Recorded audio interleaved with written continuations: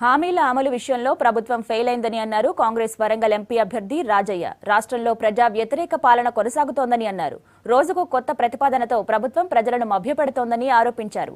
ప్రజలకు ఇచ్చిన ప్రతి మాటను నిలబెట్టుకున్న ఘనత కాంగ్రెస్ పార్టీకే దక్కుతుందన్నారు రాజయ్య.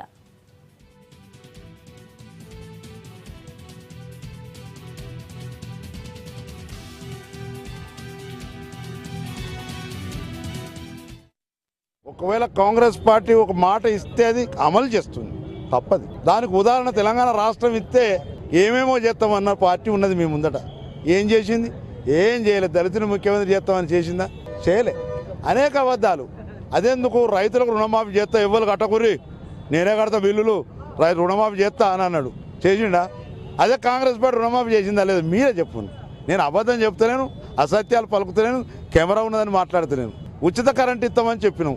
ఒక్క క్షణంలో ఒక్క కలంపోటుతో ఉచిత కరెంట్ ఇచ్చిన ఘనత కాంగ్రెస్ పార్టీ. అంటే మాట మీద నిలబడేది మేము, మాట తప్పేది ఇతరులు. కాబట్టి ఈ ఉద్యమాల ముసుగులో ప్రజలను మభ్యపెట్టి ప్రజా వ్యతిరేక పాలన, పేదల వ్యతిరేక పాలన జరుగుతూ ఉంది.